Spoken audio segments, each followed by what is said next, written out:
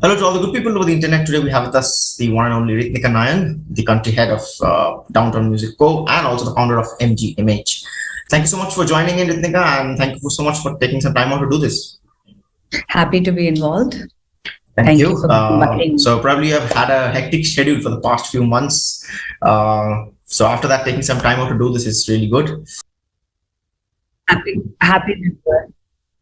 Yes. So probably I generally have no script for the podcast, and generally in a case like this, the reason behind starting this podcast was actually we all know that in every industry we have a lot of gatekeeping and a lot of stuff that happens a lot around. So my sole idea behind this was, okay, why not let's create content in such a way where people can come and learn.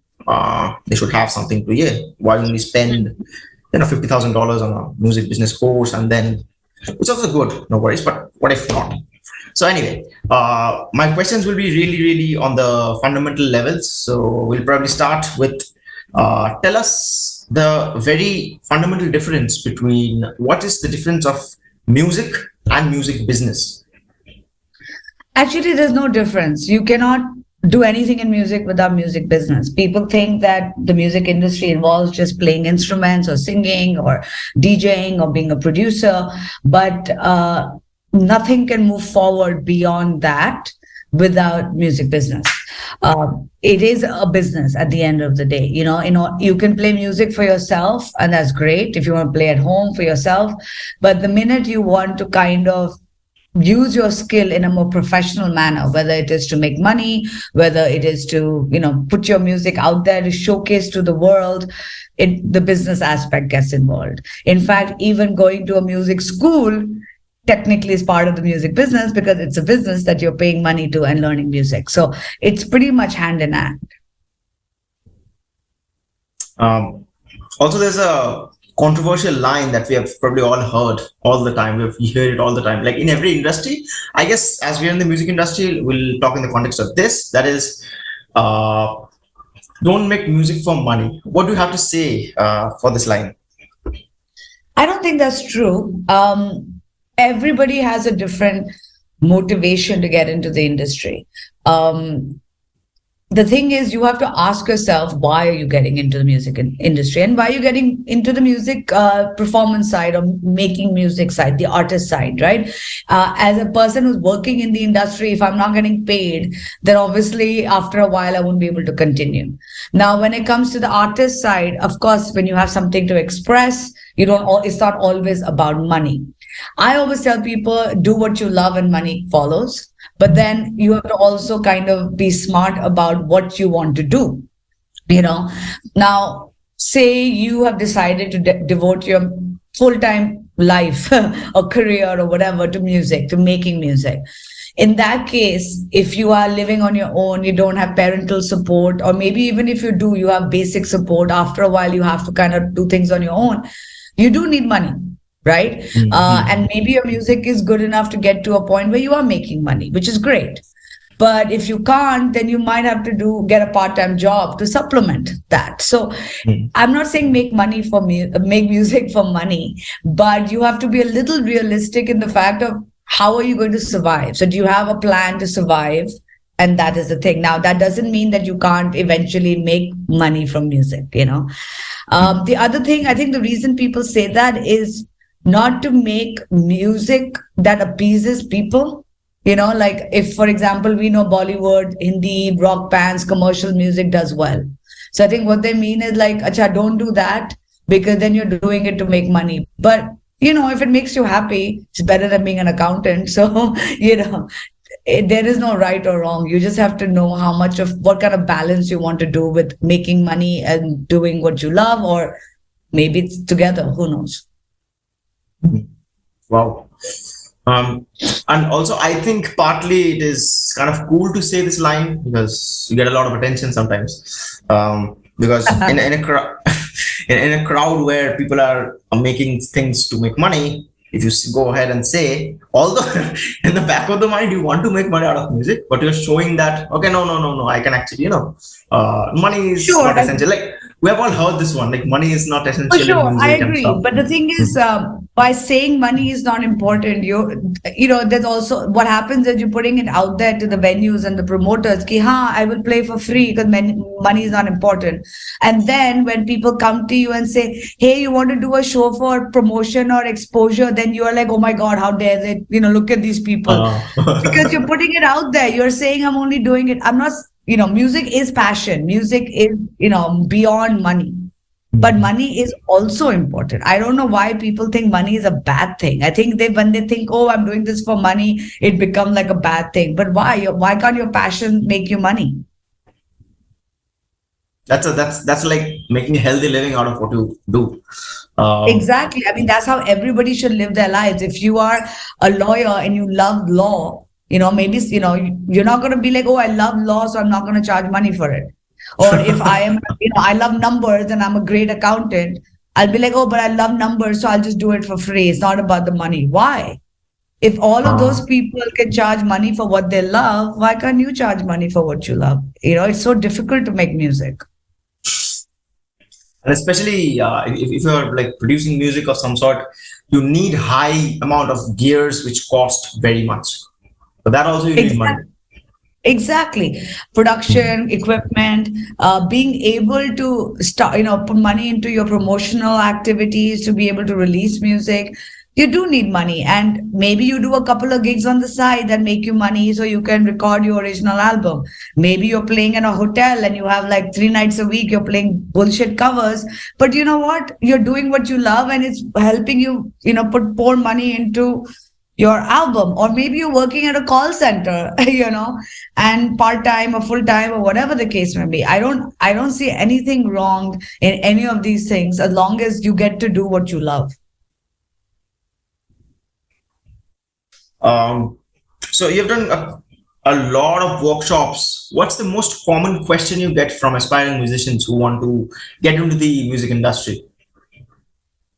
I mean, the reason I wrote my book was because half the things in the book were all the questions I used to be asked as a manager or as somebody who was in the industry and now doing workshops and teaching music business. But I'm thinking, I guess, playlisting is one thing. How do I get playlisted or when I release my music?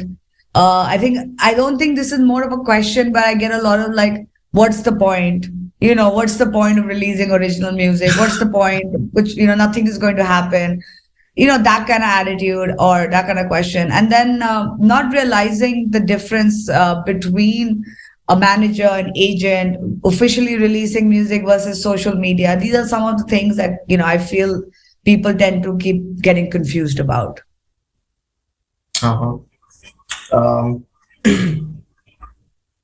So an interesting question. I asked this question to a lot of guests who come on the podcast. That is, do you see a difference between the Indian music industry, Indian independent music industry, and the independent industry in the West? Yeah, majorly. Well, I mean, firstly, the international industry as a whole is way more developed because it's been around longer. There are more educational courses, there's more opportunity, there are more studios, there are more venues, there are more labels, there are more everything, right? Because the industry is mature. Our industry is not mature yet. For the longest time, our music industry, even now, is completely tied up with the film industry. So as its own, it's still in the nascent stage, especially the independent stage. Think about when I started working in the scene, there were no multi-stage music festivals. The first one was East Wind, which we all worked on together. So, and that was 2007, 2008. So, in my 14, 15 years, there's been such a big growth, So in that sense, this industry is way more developed abroad. But the good news is it's not as developed in India, which means there's a lot of potential to grow, which means there's a lot more opportunities for people who want to work in the industry. Because there are a lot of areas where we don't have enough people. Over there, everybody wants to go abroad. Everybody wants to work in the industry there. And I never wanted to do that because I'm like, if I go there, I'll be working for someone else or working at a lower position because there's so many qualified people there. Here, I get to kind of be a leader. I get to do something different. I get to start my own company. I get to do things which are I get innovative. to start MGMH. I get to start MGMH. I get to write a book. I get to do the first course of music business because I like being first. I don't know why. And even though I was a horrible student, I was never first in my life. But I like to do things, I want to have one of those. So why not, So that's the biggest difference. People also don't realize that things are very hard over there. There's a lot of competition. Everybody, like I just did a workshop at True School, and some kid was like, I want to go abroad. And I'm like, why do you want to go abroad and play music? I'm not talking about study or anything. They're like, oh, because my music will be suitable abroad. Firstly, that's not how it works. Music is suitable everywhere. But why should someone book you outside of India when you're not even being booked in your own country? Right? that question hurts. It does hurt, but because I get so many independent international bands reaching out to me to come to India. And ask them the same thing. I'm like, no one's heard of you. Why would I book you if no one's heard of you? It's a business. I need people to come and pay money and buy drinks so I can pay for your cost, right? So why would I book you? So you need to get to a certain level, but it's harder because there's so many amazingly talented musicians there. I'm not saying we don't have them here, but the quantity is less, So saturation has reached over there at a certain point. Exactly. And, things like here, we are very spoiled. When we go to a gig in a club, we get a full backline, drum kit, amps, we get food, we get drinks. Wahan pe you have to carry your own backline. You don't get anything. The money you get is gate share. That's it. I've done enough shows in London and stuff. We used to do 4 bands a day at Troubadour. It was 30-minute sound check each with 15-minute changeover, followed by 30-minute performances each. People would sign when they came to the gig. We would ask them which band they came to see. And according to that, we would put like a tally. And depending on how much money we collected, say £100, £200 at the end of the night, depending on who came to see which band more, the money would be divided. So if you didn't promote, you didn't get people, which a lot of bands don't do, but they still want to get paid and have food and drinks and all that stuff. None of that is covered. If you got nobody, you won't get paid. If you get one person, you'll get one person's paisa, So yeah, it's harder. But why do we have this notion of chalo bahar chalte hain, India mein kuch nahi pada hai? Like in every industry I've heard this. Like, why is this so? Why? Because we all know this is a developing country. I blame the British. I think it's the same thing. No, I'm just joking. I'm just saying it's because of the whole white skin fixation we have as a country. We have been taught by our white overlords who were like taken over all the half of the world that they were better than us, right? This idea of, I mean, even now, if you see a white person in a small village, people want to come take pictures. Why? What is so great I remember a funny incident like this. So I live in Calcutta, so I was in Victoria Memorial, and I was sitting over there, browsing through my phone, and suddenly there was probably a couple who came from New York, probably. Yeah. All of a sudden, they just asked one question between themselves, like, yahan se kahan jana or something of that sort. 100 people gathered over there, all came to help. And I'm like, God damn it, if I ask for help, no one comes. But that's the thing. And I mean, this is like, I mean, I have a lot of international friends coming. They were here in Goa, even though Goa is very multicultural because of the Indian tourist influx because of COVID. My friend's wife was here, who's Australian and white, and people wanted to take pictures with her on the beach in Goa. I get asked because I'm a bit fairer, and they get like, oh my God, where are you from? Can I take a picture? And I'm like, and I start abusing them in Hindi. I'm just like, get away from me. Then they understand, ye to India ka hai. But also I'm wearing a bikini on the beach, and I'm like, stop taking my picture, man. Like, what the hell? But, let me relax. Let me have a chill beer. Yeah. Wow. So, but that's the thing, right? At the end of the day, for some reason, we still have it in our head that things are better in the West, people are better in the West. I mean, if you look at what's happening in the US, women have lost their rights. It's a mess. So, I mean, yeah, there's some things are better, but I don't know if I would want to be in any other country. I've lived in different countries in the world and I've come back to India always. I mean, we have a lot of problems, but at least here I am still king of the problems versus at the lower end of the problem, you know. Here the problems are like can also be solved in a big way But because also here, again it's your own country, right? Like Mhm. in any other country, you are always going to be a foreigner, no matter if you get citizenship or not. You know, Mhm. here it's still your own country. There's always a jugaad, you know. Indians are known for jugars. Exactly. Mhm. Wow. Uh, how optimistic you are in the realm of independent music in the next 5 to 10 years?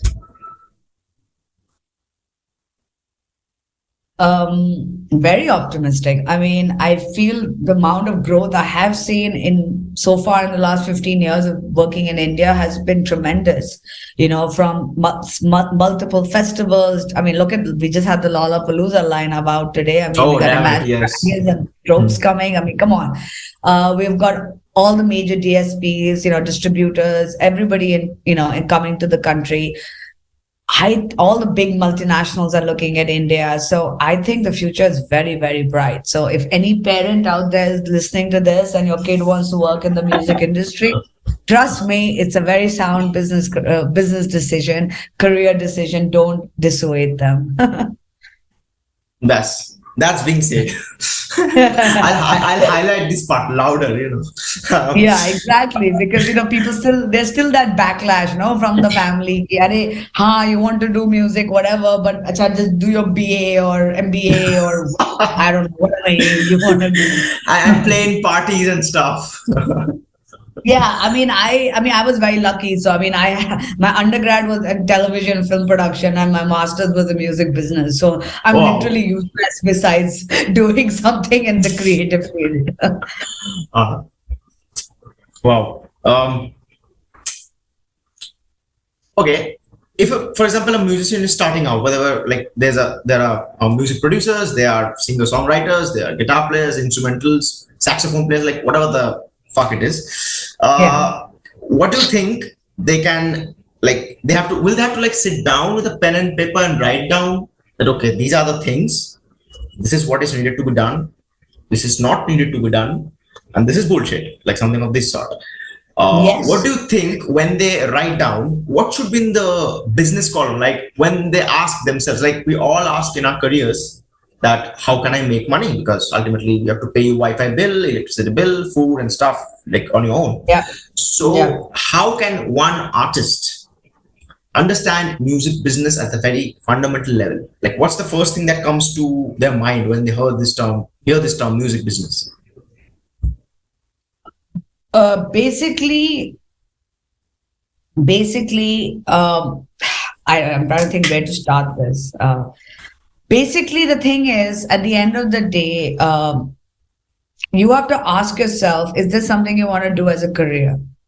Like, do you want to kind of do this as a hobby, or do you want to make a living out of this? If you want to make a living out of this, you need to have two separate things. One is, of course, you know, how am I going to pay for things? How am I going to live? All of that comes separate, right? That is your, okay, do I need to have a supplemental income till I can start making money? You know, can I ask my parents to support me? Do I get a job? Do I teach guitar lessons? I don't know, whatever it is, right? The other side is your business plan as an artist. Now, I teach a music business course, plug in right here if anybody wants to do it. But these are things I actually teach. You I need went to to the have, course landing page from your Instagram yeah, bio. you did. Okay, great. Yeah. So the next batch starts in March. It's online now and it's 2 months. So anybody wants to join. But the main thing is you need to kind of have a business plan in mind. A business plan always starts with a SWOT analysis. It sounds like a business thing, but it is like your strengths, your weaknesses, and the areas which are, you know, problematic, you know, Opportunities and threats. Yeah. opportunities and threats, and also the of the industry. Like, okay, if you are wanting to play in a metal band, then you know there are a lot of issues that are going to come up. Versus if you want to make Hindi commercial music, there's no right or wrong. It's just you have to tackle it differently. Who your audience is, all of that. Then you should come up with like a 5-year plan. Where do I want to see myself in 5 years? Okay, I want to headline Lollapalooza. I want to headline NS7. Whatever your goal is, I don't care. Whatever it is. I want to sing for the Pope. I don't, whatever you want to do. And then you work backwards.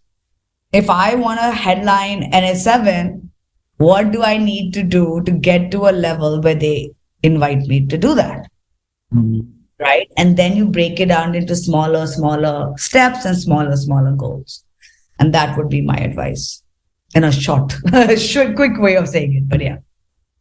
Wow, that was a really clear way of understanding. Also, in how many ways can a musician make money, regardless of whatever they do, but they're a part of the music industry? Sorry, can you repeat that? Yeah. In how many ways a musician or an artist can make money, regardless of what they do in the music industry, but they do something in the music industry? Oh, lots of different ways. Let's start as an artist. As an artist, you can make money from shows. You can make money from releasing your music, onto from CD Baby onto like platforms like Spotify, Apple, etc. You can make money from YouTube content ID. So when you distribute your music and you click on YouTube monetization, if you go onto YouTube videos, if someone else is using your track, it says niche that, okay, this track on the song in this video is licensed by XYZ artist. So that if they monetize that video, you as an artist, if your music is being used, you get money. So that's one way. You could start a YouTube channel, like a video channel, like how Headbanger has done, Sahil Makhija has done. He loves cooking. He plays heavy metal music, and he has 600 or 500,000 followers. Metalhead chef. Exactly. And he makes money, through that. You can look at publishing, which is your songwriter income. You can have sync opportunities, which is making sure your music gets placed on TV shows, films, ads, jingles, and merchandise. So this is all the stuff you should be doing as an artist. Now, besides this, if you want to work in the industry, you can be an artist manager, you can be a booking agent, you can be a venue booker, promoter, you can be a festival organizer, you can be a PR person. If your dad and mom are forcing you to go to law school, that's fine. You can work for intellectual property law and work for a label or work for Spotify. Same thing as being an accountant. If you really have to get into that field, you can work for a cool company rather than a boring company. So you can even do that. You can, what else is? You can work for a label. You can work in different jobs in a label. You can work for a digital distributor like I do. You can work for a publishing firm or a publishing Or you can admin. work for MGMH. Yeah, you can work for MGMH. You can teach. You can be a sound engineer, producer. I mean, there is so much to do. Mm-hmm. Exactly. Wow. This is a country where it's largely dominated by, probably we can see that I was looking at the CAGR for the music industry. It's like close to around 10.92% growing at a compounded annual growth rate from like 2015 till 2022. And I saw the large part is dominated by Bollywood. So in a country where the large part of music is dominated by the Bollywood stuff, where do you see independent artists standing right now and later on? Like, will this gap like increase, or will it decrease, or will it be in a balanced way where everything is in harmony? See, the thing is, you can't ever compete with Bollywood. Like, the film industry is always going to kind of be the forerunner because that is the main industry in our country. See, outside India, people work and try to get sync deals. Sync deals is when your music is put on a TV show or a film.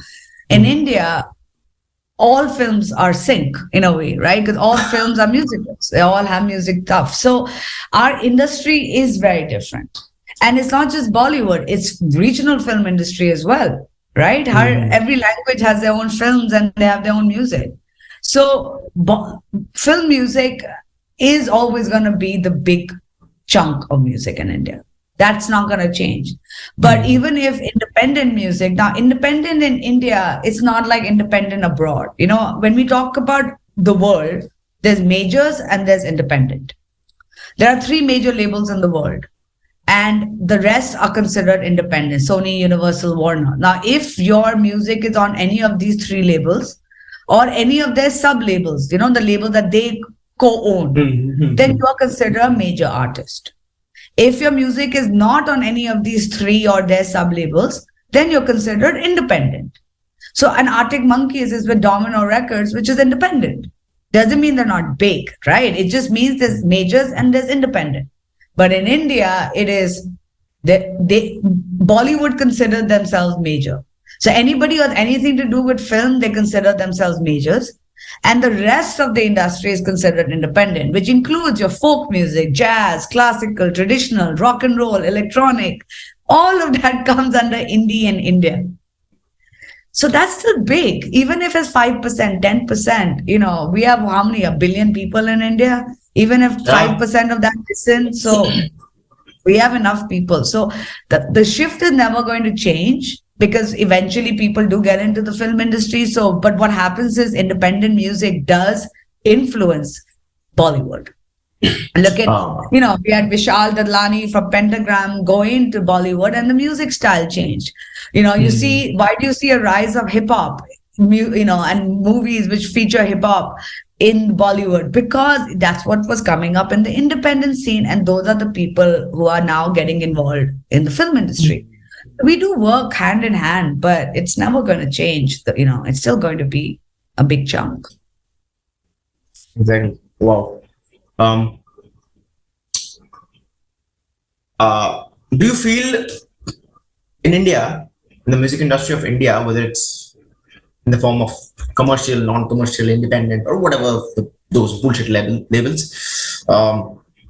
do you consider that there is a lot of friction between artists themselves or artists of different genres, different bands, professionals? I mean, I don't think there's friction. I mean, there can be friction in any field. There is competition for sure. But I feel like the industry is still too small for us to be too cutthroat. That being said, there are people who are like that. And I have chosen not to work like that. Like if I have a friend of mine who's trying for a similar project, or if I want to be involved somewhere, depending on whether it's something that I feel I could potentially get or not, I might be like, hey, instead of cartoing my friend, maybe we can work on it together. Two heads are better than one. So I have always been one of those people that feels that the industries, can grow better if we work together. So, I mean, I had CD Baby in India. One of my really close friends had TuneCore in India, Hina. Wow. So it really doesn't and when she got the job, first thing she did was call me off the record to tell me, because we were going to be competitors. But for me, I'm very happy because I'm like, I'm dono, we will take over the industry, together.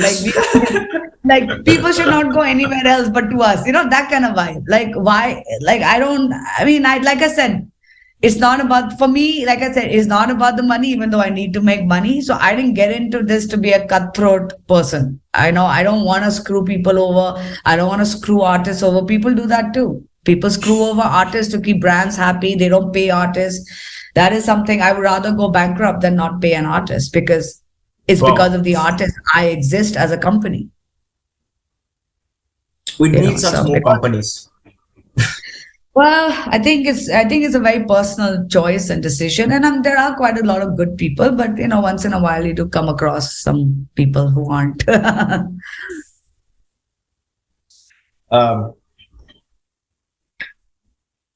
What are your advices to? Okay, so this is a kind of a rapid fire question, and we'll kind of wrap up after this. So this is probably the last question for you. Then I'll set you free. Otherwise, sure. Otherwise, there will be consequences. What are your advices in 3 sectors? Number 1, an artist or a musician who is starting out, an artist or a musician who is in the intermediate stage of doing things, an artist or a musician who is in a professional stage. What are your advices to these people of 3 categories? Okay, the first advice I would like to give to all of the artists in all 3 categories is stop comparing yourself to anybody else. Everybody's journey is different. Just because someone has gotten there before you, after you, they're doing something you can't do, doesn't mean they are good or bad. So I think that is the first thing. Do not get into the whole imposter syndrome vibe. Don't compare yourself. Very important, because everybody's journey is different, right? People who are just starting out, I would say that, don't be too ambitious, like in the sense of don't be too like, jaldi jaldi, like everybody wants things Quick overnight. money. And yeah. And you have to understand that if you want to be the next Pratik Kuhar or Nuclear or whoever, it's like 10, 15, 20 years of hard work to get to the level they're at. So don't think you're going to get overnight success. And if you're not going to get overnight success, doesn't mean you're not going to be successful eventually. So that is for the ones starting out. For the medium level, I would say be very clear about your business plan and where you want to head. Make sure you surround yourself with the right kind of people. Not everybody needs a manager. Most people are better off self-managed. If you do have a manager, make sure they're actually a manager, not a booking agent, and make sure they understand the industry and understand where you want to go. So even if you're not officially signed to anybody, make sure you're surrounded by the people who understand your vision and are working every day to get you there. The people who are established, firstly, stop throwing big tantrums, especially at two festival organizers and venues. First and foremost. Secondly, stop being afraid of experimenting. I feel like people, when they reach a certain level, they get a bit like pigeonholed in like they can only do this kind of music, and they get a bit scared also, right? If I do something different, I may lose my audience, I may lose what I've built. And I hope that they still have that ambition or drive, or that I don't know what the right word is, where when you were first starting out, the courage, yes, the courage to kind of explore and experiment, and also help out your younger artists. Remember, don't forget, you were all starting out once, and there were people out there, senior artists, senior people who helped you out. So, help out other people, and so that the industry as a whole can grow. Exactly. That was kind of my point as well. Like, please help out your budding artists. No, they'll not make more money than you. They'll not be like, तुमने मेरे को help किया था 10 साल पहले, अब तुम भाड़ में जाओ. No, that's not gonna happen. It's all harmony, man. You also play a same G major chord. He also does that. So no difference. Yeah, and I believe in neki kar neki pa, man. You do good, good will come to you in some way or the other. So I don't think helping anybody out, obviously don't overstretch yourself, but if you can help somebody, with something so small, like, if I know somebody and you want their contact, why would I say no? Like, lelo, just don't mess around with it and don't bug that person too much. But like, you know what I mean? Like that's the reason I teach. I now have about 80 something odd alumni, and they all are in an alumni group, and the whole point of that group is you have to help each other out. So, they post on the group whether they want a job, whether they're looking for a contact, and everyone helps each other out. And that is what I like to promote. Wow. That's fantastic. Well, what a good way to end. I would like to thank you. And apologize for the blunder I made in the WhatsApp. So sorry for that. No worries. Thank you so much for having me. I hope this was helpful. So please keep doing what you're doing. Please spread good knowledge. And in the future, we'll come for a podcast again when MGMH is $1 billion company. I'm happy being at my level. I'm too busy also running the other $1 billion company that I have been interested in India. But I think, we do our little part and hopefully help people grow and evolve. Yeah. Yes. Well, thank you so much for joining in, and keep spreading love and knowledge. Thank you so much for. Take care. Bye-bye. Bye.